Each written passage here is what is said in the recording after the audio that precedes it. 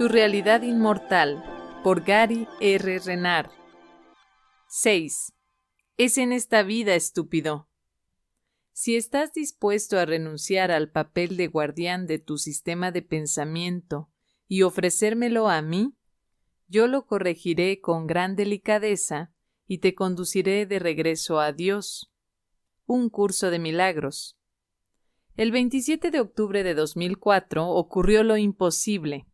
Aquella noche se dijo que se vieron cerdos volando sobre el cielo de Nueva Inglaterra, que el infierno se congeló y que Elvis, que había fallecido 27 años antes, pero que antes de morir había contratado un concierto en Maine para la noche después de su muerte, finalmente abandonó el edificio.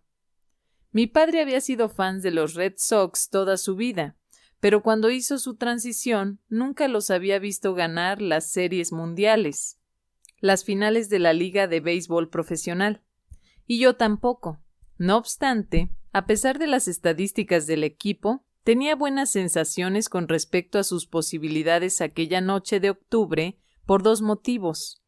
En primer lugar, durante el partido se iba a producir un eclipse total de luna, y si los Sox iban a ganar las series por primera vez en 86 años, tenía que ser en ese momento. En segundo lugar, el equipo estaba al rojo vivo. Después de haber perdido 3 partidos seguidos contra sus rivales de toda la vida, los Yankees de Nueva York, los Red Sox habían conseguido la mayor racha de victorias en la historia del equipo, batiendo a los Yankees 4 veces seguidas para ganar la Liga Americana. Era una recuperación que nadie podía esperar porque parecía absolutamente imposible. Siendo un grupo de idiotas autoproclamados, a los Red Sox no les importaba la denominada maldición del bambino, que supuestamente había afectado al equipo desde que Babe Ruth fue vendido a los Yankees en 1919. Jugaban como si nadie estuviera viéndolos. Les encantaba jugar y se agradaban unos a otros. Contemplarlos era un auténtico placer. No solo quería que los Sox ganaran, sino que esperaba que ganaran esa noche, porque por la mañana tenía programado volar a Austin, Texas, para hacer un taller de 3 días en The Crossings, y no sabía cómo funcionaría la logística en cuanto a la posibilidad de ver el resto de los partidos una vez allí. De modo que pensé que sería genial que la serie acabara aquella noche. Los Red Sox habían ganado 3 partidos seguidos a los Cardenales de St. Louis, probablemente el mejor equipo de ese año. Cuando los Sox ganaron el primer partido, que fue muy disputado y podría haberse decantado por cualquiera de los dos bandos, sus primeros lanzadores se encargaron de lanzar y lo hicieron con brillantez. Eso era exactamente lo que al equipo le había faltado todos aquellos años. Siempre eran muy buenos bateando y este año no fue una excepción. Pero tener a más de un buen lanzador era una rareza en la historia del equipo. En el 2004 tuvieron varios, y cuando llegaron las series, cumplieron. Siempre se ha dicho que los buenos lanzadores derrotan a los buenos bateadores, y viceversa. Pero lo cierto es que los lanzadores ganan en béisbol tal como los defensas ganan en fútbol americano, como los Patriotas de Nueva Inglaterra habían vuelto a demostrar aquel año en el Super Bowl, finales de fútbol americano. Los aficionados al deporte de Nueva Inglaterra estábamos de enhorabuena. A pesar de todo lo que sabía sobre que el mundo es una ilusión, yo era uno de ellos. Estaba siendo normal. Cuando el último lanzamiento fue devuelto al montículo del lanzador y la bola fue enviada a primera base, acabó algo más que un partido. Era el final de una era, o como podría haberles dicho burlonamente a Arten y Pursa, el final de un error.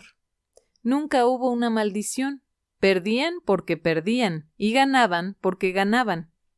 Aquella noche el partido se celebró en St. Louis. Yo lo estaba viendo en casa, en Maine, mientras hacía el equipaje para ir a Texas. Cuando llegó el momento histórico para la nación Red Sox, salté en el aire y grité ¡sí, sí! Me sentí emocionado al observar la alegría de los jugadores y también a los aficionados celebrando en los bares y en las calles de Boston, que estaban saliendo por la televisión nacional. Entonces mis pensamientos se dirigieron hacia mi padre. Pensé en cuando tenía 6 años y mi padre nos llevó a mi hermano Paul y a mí a Fenway por primera vez. No hay nada como los primeros recuerdos del monstruo verde, en el campo izquierdo y el sonido de un bate al golpear una pelota. Acudir a Fenway es un rito de tránsito regional que ha sido transmitido de generación en generación. Es el material del que están hechos los sueños infantiles. Ahora, en una noche que Nueva Inglaterra nunca olvidaría, me uní con mi padre al nivel de la mente y le dije: «Esto es para ti, papá. Sé que has estado viendo el partido conmigo». Era el 2 de noviembre, la noche de la elección presidencial, cuando Arden y Pursa volvieron a aparecerse ante mí. Yo fui el primero en hablar. «Me has pillado, Pursa. Estaba esperando una buena sorpresa, pero no eso». Esta es una de las razones por las que no te contamos muchas cosas de tu futuro, Gary. No solo no queremos privarte de oportunidades de perdonar, sino que también puede haber sorpresas agradables. Eso es dualidad. Te pasan cosas buenas y cosas malas. Bueno, me emocioné. Tuve una sonrisa permanente en mi cara durante 6 días. Cuando llegué a Texas, algunos lectores del libro me invitaron a comer. Sentía que quería hacer algo para celebrarlo. Nunca antes había visto serpiente de cascabel frita en el menú, de modo que la pedí y la comí. Y sí, sabe como el pollo. En cualquier caso, esta semana me lo he pasado muy bien. Un aficionado al béisbol y lector de La desaparición me envió un email y me dio las gracias por perdonar a los Red Sox en el libro para que finalmente pudieran ganar. ¿Recuerdan cuando les dije: «Cualquier equipo puede tener un mal siglo»? Ahora lo único que tenemos que hacer es conseguir que los White Sox y los Cubs ganen, y podemos retirar ese dicho. Cosas más extrañas han llegado a ocurrir. Disfruta, hermano. ¿De modo que llegaste ayer y has votado hoy? Sí, supongo que no me van a decir el resultado. Bueno, tal vez sí y tal vez no. De acuerdo, morderé el anzuelo. ¿Va a ganar Kerry? Bueno, sí y no. Bueno, ya, ¿qué significa eso? No digo esto para ser cínica, simplemente quiero darte algunos datos del sueño para que los perdones. Desde los años 80, si un demócrata quiere ser elegido presidente de los Estados Unidos, tiene que ganar por una diferencia de al menos 2 millones de votos. Esto se debe a que en todo el país, al candidato demócrata se le roban al menos 1 millón de votos, y a veces 2, en todas las elecciones nacionales. Esta vez no es diferente. Si alguien gana por un margen cómodo, como hizo Bill Clinton, un demócrata puede ser elegido presidente. Pero en este día y era, puedes olvidarte de que un demócrata gane las elecciones más reñidas. Si gana una elección reñida, es porque ha ganado por muchos más votos de lo que indica el recuento. Estás diciéndome que Bush va a ganar esta noche, pero que si se computasen de manera justa todos los votos emitidos en los Estados Unidos, ¿no ganaría? Sí, lo siento. Por supuesto, en buena parte de esto hay un elemento de racismo. En Estados Unidos se descartan 1 millón de votos negros en cada elección nacional, y se usan muchos trucos, demasiado numerosos como para describirlos ahora mismo. Mientras la gente esté dispuesta a permitirlo, el único recurso que le queda a tu partido político favorito es ganar las elecciones por un margen de unos pocos millones de votos. Es posible que aún parezca que las elecciones han sido reñidas, pero al menos ganarán. Notarás que en Ohio, las encuestas realizadas a pie de urna darán como ganadora a Kerry, porque la gente que salga de los colegios electorales asumirá inocentemente que sus votos serían computados. Pero a Kerry le robarán el 3% de los votos allí, y Bush ganará entre los votos que sean contados. ¿Me estás diciendo que nuestras elecciones están amañadas? Eso es vomitivo. y me sentía tan feliz por el triunfo de los Red Sox. Conserva el ánimo, hermano. El mundo no existe, ¿recuerdas? ¿Sabes? En realidad me siento así buena parte del tiempo cuando tengo algo que perdonar. Es como si todo lo que tuviera que hacer fuera recordar eso. El mundo no existe. Entonces toda la verdad vuelve a mí, pero no tiene que ver con las palabras. El pensamiento provoca una experiencia. Como dijiste cuando ganaron los Sox. Sí, eso es. Eso es lo que ocurre cuando progresas en el camino. Te haces tan bueno en el perdón que todo empieza a ser más fácil. Los pensamientos de la mente correcta activan la experiencia de la verdad en ti. Esta noche no habría mencionado el tema de las elecciones si no hubiera sabido que estabas dispuesto a perdonar. ¿Estás dispuesto, verdad? Sí, lo estoy. Es decir, en cualquier caso, ¿cómo podría tomarme en serio a George Bush? Míralo. Él no es real. Es como el títere de cartón que facilita la corrupción corporativa. En la historia onírica, envían a Martha Stewart a la cárcel por menos que el chanchullo que él hizo con las acciones cuando su padre era presidente. Y en lugar de hablar de los que tienen y de los que no tienen, hizo un chiste en público diciendo que su base electoral está compuesta por los que tienen y los que tienen más. No es más que un chiste que ese tipo sea presidente. Hasta hace poco me había olvidado de reír. Pensaba que era real, pero no lo es. Me he tendido una trampa para odiarlo y ahora puedo ver que ni siquiera está ahí. Todo era un truco. Y me lo inventé para que él pudiera ser el culpable en lugar de mí. Él es el chivo expiatorio. Pero si lo libero, entonces yo soy libre. No está mal para un comedor de serpiente de cascabel, y muy en armonía con lo que J dice en su curso. Todavía hay una pregunta por contestar, la cual es muy simple. ¿Te gusta lo que has fabricado? Un mundo de asesinatos y de ataque por el que te abres paso tímidamente, en medio de constantes peligros, solo y temeroso, esperando a lo sumo a que la muerte se demore un poco más, antes de que se abalance sobre ti y desaparezcas. Todo eso son tus fabricaciones. Es un cuadro de lo que tú crees ser, de cómo te ves a ti mismo. Solo cuando el ego está lo suficientemente deshecho, puedes mirar atrás y ver lo loco que era su sistema de pensamiento. Por eso J también dice esto. No puedes evaluar un sistema de pensamiento de mente desde su interior. Su campo de acción impide esa posibilidad. Lo único que puedes hacer es salirte de él, examinarlo desde una perspectiva de cordura y notar la diferencia. Solo mediante este contraste puede la demencia ser juzgada como demente. Sí, he estado pensando en toda esa información sobre el cuerpo. He hecho mis tareas de lectura, ¿saben? Y después he observado muchas de las cosas que pasan. Es como que todo en la vida, o en lo que llamamos vida, tuviera que ver con el cuerpo y estuviera conectado con él. Si ganas un partido o si lo pierdes, si tienes éxito en tu profesión o si fracasas, y yo he estado en ambas posiciones, si consigues a la chica o si eres rechazado, si eres famoso o si se burlan de ti, si tienes hambre de alimento del tipo que sea, si quieres un nuevo lugar donde vivir o un nuevo coche, o si solo quieres descansar.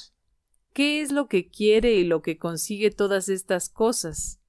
¿Qué sería cualquiera de ellas sin un cuerpo? Y cuando nos horrorizan las tragedias, ¿qué es lo que vemos morir? ¿Por qué nos sentimos mal? Y cuando muere alguien a quien amamos, ¿qué pensamos que ha muerto? Siempre se trata del cuerpo. Sin el cuerpo, nada de lo anterior tendría significado. Lo que se dice en El héroe del sueño es muy cierto, y cuanto más perdono, más tengo la sensación de que el cuerpo solo es una figura onírica. Lo siento más ligero. Es como si no fuera yo. Empecé a asistir a un grupo de estudio en Leeds a los pocos meses de que ustedes se aparecieran ante mí. La última vez que fui, llevaba asistiendo 11 años y uno de los habituales me dijo que parecía más joven que cuando empecé. Es divertido. No estoy diciendo que los beneficios se vayan a mostrar de igual manera para todos, Pero si todo pensamiento produce forma a algún nivel, sabemos que el perdón está haciendo su trabajo en alguna parte. Excelente. No puedes despertar de un sueño mientras estás atrapado en él. La conciencia de estar soñando es lo que rompe la atadura, y cuanto más perdonas, te haces más consciente de que solo estás soñando. Vamos a hacer un ejercicio de viajar en el tiempo que te ayudará a entender la naturaleza no lineal de las cosas y a comprender todavía más que todo esto te lo estás fabricando tú. ¿Quieres jugar? Absolutamente. Tienes por delante un montón de viajes interesantes. Sabemos que te gusta la idea de ir a Australia, y nos hemos dado cuenta de que acabas de programar un taller en Hawái en el camino de vuelta. Podríamos empezar a llamarte hermano en todo momento, hermano. Irás allí 3 veces en el plazo aproximado de 1 año y 3 meses. ¿3 veces? Solo he estado allí 2 veces en mi vida. Pásatelo bien. Allí vas a conocer a una gente estupenda. En la salvación no hay accidentes. Siempre parece que se trata de otra cosa, y siempre acaba volviendo a las relaciones. Pero para mantenernos centrados en el tema de nuestro viaje en el tiempo, otro lugar al que viajarás dentro de los próximos 6 meses es St. Louis. Genial. Oye, Cahokia, debería ir allí. Como el tiempo es holográfico y no lineal, ya has hecho tu viaje. Vamos a transportarnos 6 meses hacia el futuro. No nos verás hasta que estés cerca de la colina de Gran Sol. Estarás allí con 2 personas que ya habrás conocido cuando vayas con ellas a Cahokia dentro de 6 meses.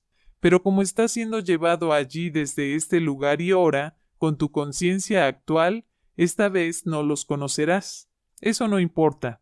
En este viaje no hablarás mucho porque los 3 sienten mucho respeto por ese lugar.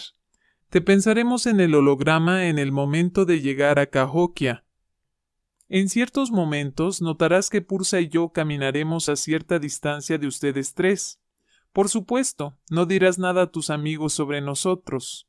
Ellos han leído el libro, pero no nos asociarán con él porque estaremos suficientemente lejos como para que no piensen en nosotros. Sin darte cuenta de ello, lo harás todo exactamente igual que dentro de 6 meses. Simplemente, dentro de 6 meses lo harás por segunda vez. Cuando te transportemos de vuelta aquí, será como si tuvieras un recuerdo de algo que en realidad aún no ha ocurrido en tu marco de referencia lineal, pero que ya ha ocurrido en el tiempo holográfico. Dentro de 6 meses, cuando vayas a Cahokia, queremos que observes cómo son las cosas y que nos cuentes tu experiencia. ¿Estás preparado? ¿Bromeas? ¡Vámonos! Nota. Me quedé asombrado al encontrarme inmediatamente en un coche que aparcaba en un estacionamiento. La persona que iba sentada en el asiento del conductor cerró el coche, salió y yo también salí. Al salir del estacionamiento, pasamos junto a un edificio de aspecto moderno. Fuimos avanzando por una carretera estrecha hacia lo que parecía ser la carretera principal y luego la cruzamos. Había 2 hombres conmigo a los que no reconocí. El segundo había estado sentado en el asiento de atrás. No dijimos gran cosa, pero hicimos comentarios generales, casi susurrando, sobre Cahokia. Yo tenía una curiosa sensación de déjà vu cuando crucé la carretera y entré en un campo. Pude ver un gran montículo de tierra y lo reconocí inmediatamente como la casa de Gran Sol, el maestro espiritual indio-americano que vivió allí hace 1000 años. La gente había construido una casa para él en lo alto del montículo y yo había soñado, había tenido visiones y había pensado frecuentemente en la vida que pasé allí cuando gobernaba Gran Sol. Caminamos hacia el montículo. Era un día cálido y soleado, pero daba más la sensación de primavera que de verano. Cuando llegamos allí, vi que tenía que subir 2 tramos de escalera para llegar a la cima. Había carteles que describían el lugar como un enclave histórico y explicaban detalles de lo que estaba contemplando, pero me sentía demasiado asombrado por lo que estaba ocurriendo como para leerlos. Entonces me di cuenta de que Arten y Pursa estaban a unos 30 metros de distancia, vestidos con vaqueros y hablando uno con el otro. Pasaban desapercibidos, y los dos hombres con los que estaba no parecieron prestarles atención. Yo me di cuenta de su presencia porque Pursa tenía la camisa atada y el ombligo al aire. ¡Qué provocación!, pensé, porque ella sabía que me gustan los ombligos de las mujeres, pero no estaba lo suficientemente cerca para poder ver el suyo. Me sorprendí cuando los dos hombres con los que estaba se detuvieron y me hicieron un gesto para que siguiera adelante por mi cuenta. Era como si mostrasen respeto por mi intimidad, y solo entonces me di cuenta de que deseaba trepar hasta lo más alto del montículo en solitario y experimentar el estar allí. Consideré un signo de respeto que los dos hombres hicieran aquello por mí, y tuve otro sentimiento de familiaridad, esta vez con los hombres mismos. Me di cuenta de que ellos también habían estado allí hacía 1000 años, aunque actualmente su aspecto era completamente diferente. Había más gente por allí, pero nadie más subió a lo alto del montículo durante ese rato. Comencé el ascenso subiendo lentamente por las escaleras y mirando a mi alrededor. Cuando estaba a unos 7 metros de la parte más alta del primer nivel, pude ver los edificios de una ciudad no muy lejos de donde me encontraba. Me di cuenta de que debía ser St. Louis, aunque no sabía exactamente a qué distancia estaba. Calculé que entre 8 y 12 kilómetros. Los alrededores eran muy llanos y verdes, pero también había muchos árboles y una sensación muy pacífica. Después de contemplar el paisaje, subí el siguiente tramo de escaleras hasta el segundo nivel, que era la cima del montículo. La cima era plana, pero la casa donde Gran Sol vivió había desaparecido. Cuando años antes, Arten y Pursa me visitaron en mi casa de Maine y me hablaron por primera vez de mi relación con Gran Sol, empecé a tener muchos recuerdos fascinantes de él y de cómo era la vida en Cahokia. Recordaba haberle visto aquí, en su casa de la cima del montículo. Aunque éramos amigos, entre los indios se consideraba un honor ser invitado a subir allí y entrar en su hogar. Mientras supervisaba el área, me di cuenta de que faltaba algo más. ¡El río! ¿Dónde estaba el río? Después recordé que hace unos 300 años hubo un terremoto en esta zona que alteró todo el continente, haciendo que el río Mississippi fluyera a varios kilómetros de distancia. Sabía por mis recuerdos que el río era importante para Cahokia hace 1000 años, porque era donde se celebraban grandes reuniones y se comerciaba. También sabía que si aquel gran terremoto ocurriera hoy en la misma zona, el precio en vidas humanas, daños y sufrimiento estaría más allá de lo que la mayoría de la gente podía imaginar. Fui a las 4 esquinas de la cima del montículo, mirando fijamente en las 4 direcciones e integrando la experiencia de estar allí. Podía ver a los 2 hombres que habían venido conmigo, a los que aún no había sido presentado, hablando un poco entre ellos y a cierta distancia por debajo de mí. Arten y Pursa se mantenían suficientemente alejados como para no ser notados por los 2 hombres, y me parecía divertido ser el único que sabía que estaban allí. También tomé nota mentalmente para recriminar a Pursa por su elección del vestuario. Entonces, mientras estaba en lo alto del enorme montículo y contemplaba los tranquilos alrededores, tuve una visión. Como la mayoría de las visiones, solo duró unos pocos segundos. De repente vi a miles de personas. Había una gran plaza comunitaria donde la gente caminaba y se saludaba. También había mesas en un gran mercado y un gran pueblo sostenido sobre pilares con muchas casas. El ambiente era festivo y ajetreado. Los hombres estaban jugando a algo, pero yo no podía ver exactamente a qué porque estaban rodeados. Entonces, tal como había empezado, la visión concluyó.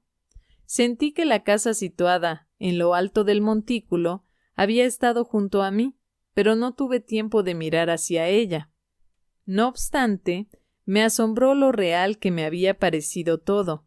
No fue solo una visión, yo estaba allí, en la Cahokia que es legendaria y sagrada para los indios americanos.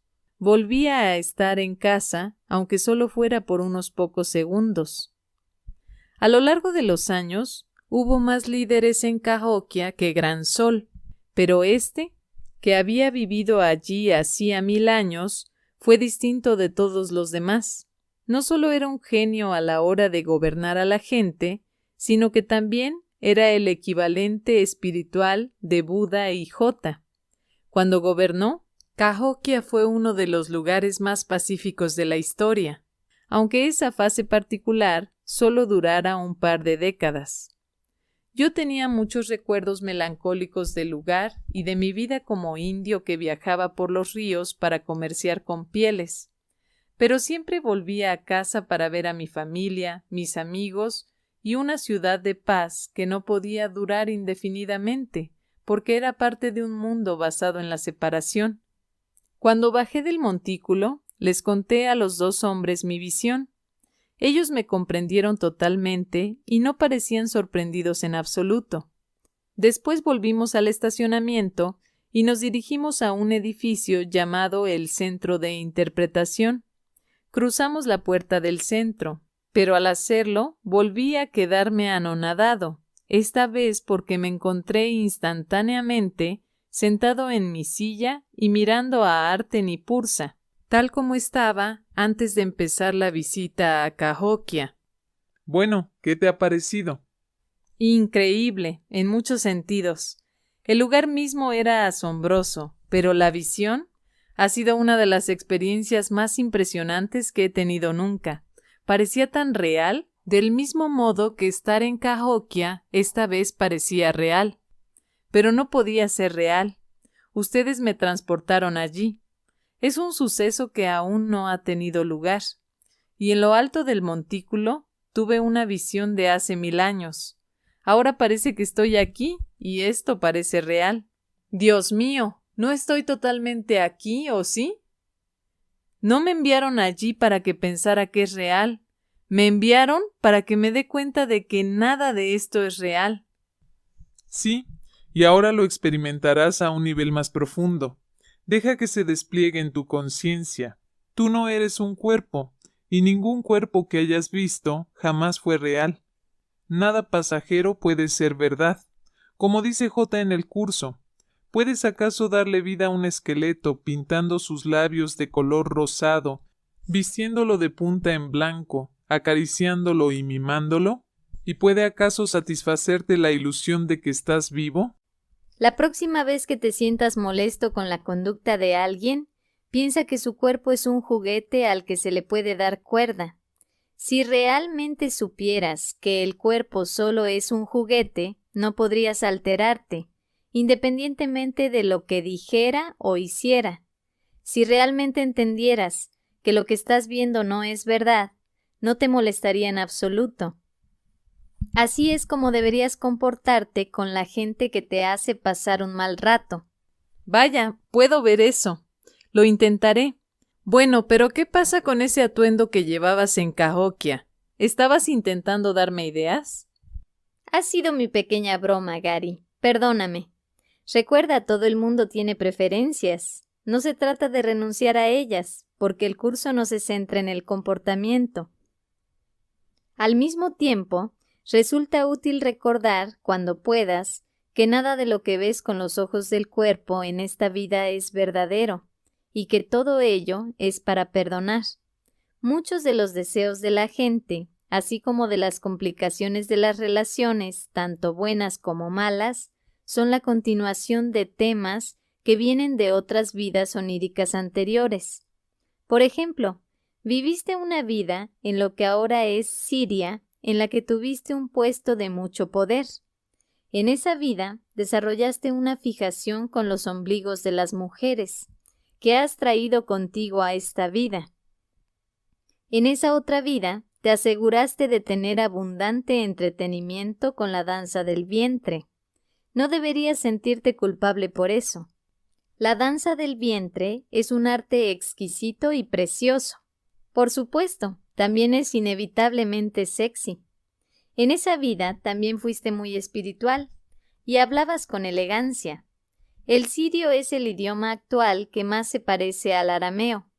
Durante la historia reciente, Siria ha sufrido una guerra civil que casi le ha llevado al suicidio, pero se recuperará. Lo que quiero decirte es que puedes elegir perdonar cualquier cosa en cualquier vida, porque tal como te hemos demostrado, el tiempo no es lineal, sino holográfico. Por esa razón, no hay diferencia entre elegir el Espíritu Santo ahora mismo y elegir el Espíritu Santo en el momento exacto de la separación. La gente no se da cuenta de que la historia está ocurriendo ahora mismo, y lo mismo pasa con el futuro. Lo único que importa es elegir el perdón ahora.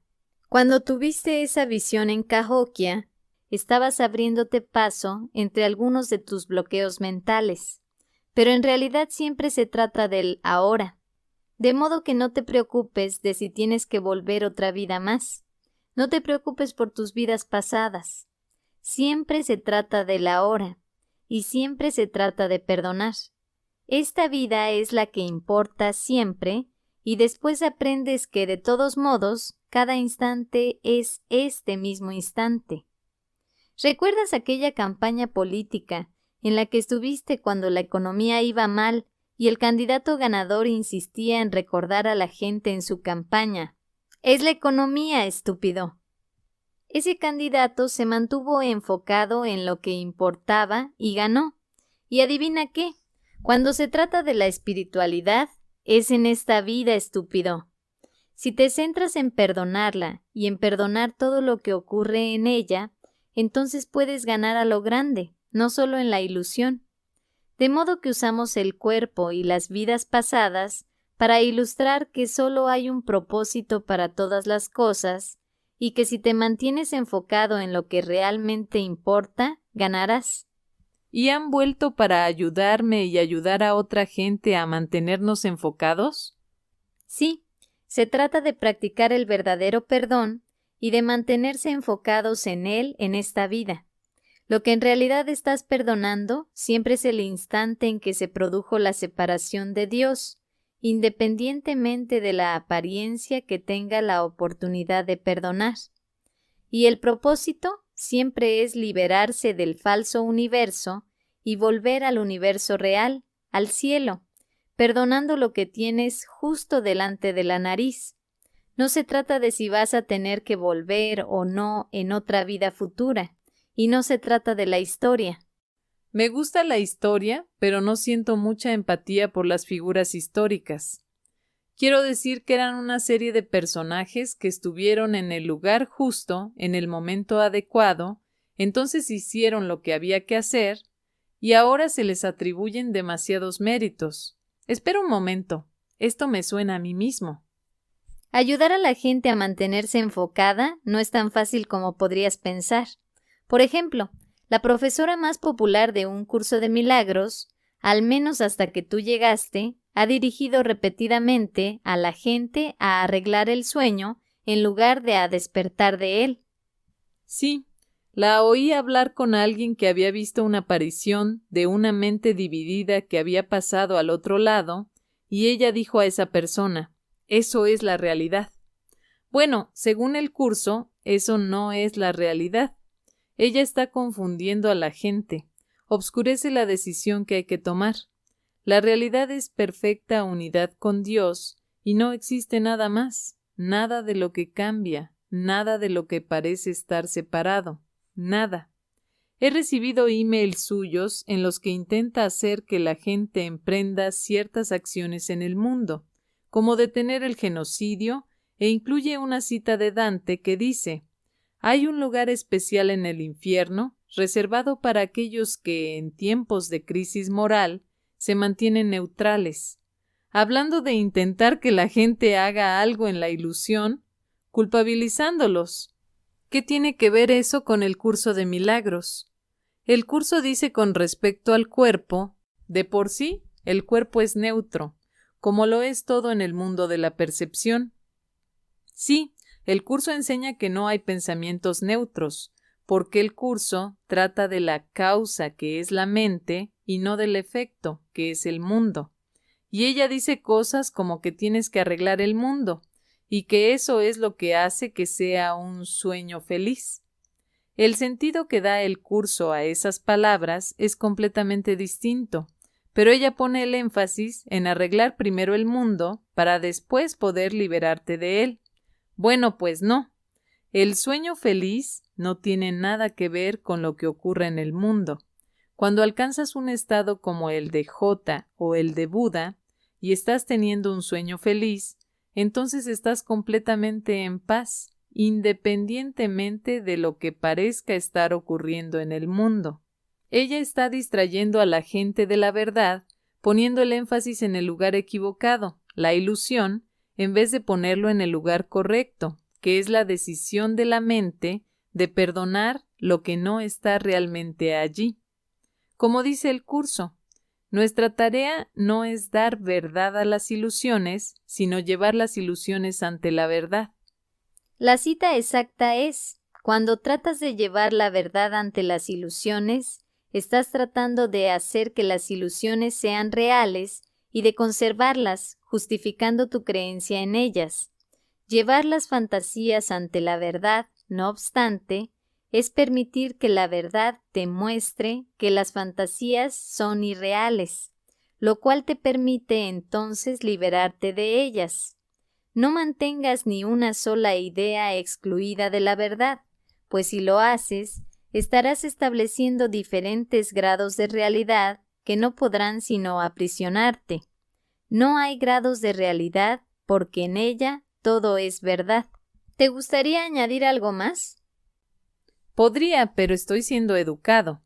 Quiero decir que evidentemente no hay nada malo en tratar de detener el genocidio, pero si quieres cambiar de lugar los muebles en una casa en llamas, en lugar de enfocarte en el verdadero problema, entonces ¿por qué confundir a la gente diciéndoles que les estás enseñando un curso de milagros? ¿Por qué no admitir simplemente que estás haciendo tu propia cosa? Si vas a enseñar el curso, entonces enseña el curso. Pero si vas a enseñar otra cosa, entonces enseña otra cosa, pero no le llames el curso. La razón por la que la he mencionado es que ella tampoco está realmente ahí. De modo que recuerda algo. No se trata de tener razón con respecto al significado del curso. Si quieres la experiencia hacia la que se dirige el curso, debes usar lo que sabes para perdonar. ¿Te queda claro? Sí, tienes razón. A veces me dejo atrapar mucho por las cosas y eso también es hacerlas reales. Como te das cuenta de ello, te dejaremos que practiques el perdón. Eso es bueno. Tus lecciones de perdón son cualquier cosa que esté ocurriendo en tu vida. Por eso hablamos de estas cosas. Ya dijimos que íbamos a enfocarnos más en tus lecciones profesionales de perdón que en las personales, y lo hemos hecho. Evidentemente, en realidad no importa si son personales o profesionales. En los últimos 2 años has cambiado tu estilo de vida completamente. Bien sea profesional o personal, te daré la definición de una relación exitosa. Escucha con cuidado. No importa con quién sea ni de qué tipo de relación se trate. ¿Entiendes eso? Aunque la relación parezca ser mala y las cosas sean terribles al nivel de la forma, no importa. Una relación exitosa es aquella en la que estás perdonando o has perdonado a la otra persona. Eso es todo lo que hace falta para transformarla en una relación santa. Como dice el curso, curar es, por consiguiente, corregir la percepción de tu hermano y la tuya, compartiendo con él el Espíritu Santo. Esto os sitúa a ambos dentro del reino y reinstaura la plenitud del mismo en vuestras mentes. Es también un reflejo de la creación, porque unifica al aumentar e integra al extender. J también dice, la extensión de la verdad, que es la ley del reino, radica únicamente en el conocimiento de lo que es la verdad. Esta es tu herencia y no tiene que aprenderse en absoluto, pero cuando te desheredaste a ti mismo, te convertiste por necesidad en un alumno. Está muy claro. Leo citas como estas del curso y me pregunto cómo alguien puede hacer una interpretación diferente de ellas de la que me han enseñado ustedes. La gente solo puede aceptar aquello para lo que está preparada, de modo que alguna gente aprenderá mucho de nuestros libros y los usará, y otros creerán que estás loco, y alguna gente dirá que mentiste con respecto a nosotros y que estabas tratando de ganar dinero. Eso es ridículo. Lo que me gusta no es el dinero, sino el sexo que puedo comprar con él. En realidad, la gente con la que te has encontrado no te lo ha hecho pasar mal, ¿verdad? No ha habido confrontaciones fuertes ni la gente tampoco se ha puesto de pie y te ha dicho que estabas loco. No es que no te topes con alguien que te abuchee de vez en cuando, eso es inevitable, pero en general te está yendo muy bien. Sí, eso es verdad. Probablemente ya saben esto, pero se me ha permitido echar una ojeada en un artículo que un psiquiatra de New Hampshire, el Dr. William Evans, escribió sobre mí. Se titula Experiencias místicas. ¿Son reales Gary Renard y la desaparición del universo? Déjenme que les lea un extracto muy interesante. La cosa empezó con una especie de entrevista que me hizo Bill, pero acabamos haciéndonos amigos, tal como muestra el artículo. Además de ser psiquiatra, él también tiene mucha experiencia con la espiritualidad y el misticismo. Me ha dado permiso para usar su artículo como desee. Disfruten de esto. Gary y yo desarrollamos una extensa relación por email y pasé el día siguiente al Día de Acción de Gracias de 2003 comiendo agradablemente con él en Maine. Posteriormente, él me pidió que volara a Virginia Beach, Virginia, para asistir a una conferencia que dio en la Asociación para la Investigación y la Iluminación, la organización de Edgar Cayce, el pasado mes de marzo. Después nos fuimos a cenar. Desde entonces he asistido a más sesiones de Gary y también he compartido cenas con él en privado en un par de ocasiones más. Recientemente empecé a intuir que esto no era accidental y ciertamente podría ser parte de mi propósito en la vida, puesto que estoy en la posición de ser un psiquiatra que conoce la documentación de Yogananda sobre experiencias místicas similares a las de Gary y soy amigo personal de Gary. Ciertamente, siendo psiquiatra con un interés especial en diagnosticar desórdenes clínicos caracterizados por el delirio y distinguirlos de otros desórdenes psicóticos, soy un experto y puedo asegurar que Gary no delira cuando cuenta la historia de las manifestaciones físicas de los maestros ascendidos Arten y Pursa, que no son sus nombres reales como muchos de los que han leído el libro saben. Está muy bien, ¿cierto? No estoy delirando. ¿Y él qué sabe? Es broma. De modo que solo quedan dos posibilidades. O bien estás diciendo la verdad con respecto a tu experiencia, o bien estás mintiendo. No lo digo para ofenderte, pero no eres lo suficientemente listo como para haber escrito la desaparición en solitario.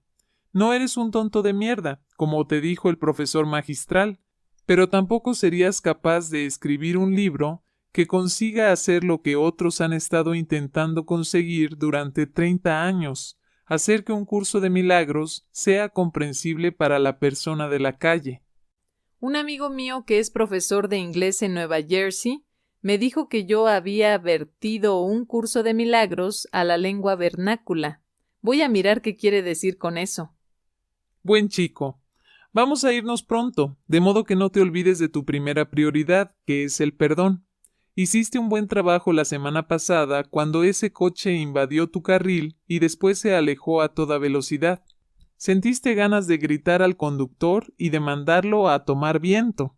No lo hiciste, a pesar de que su acción te dejó anonadado.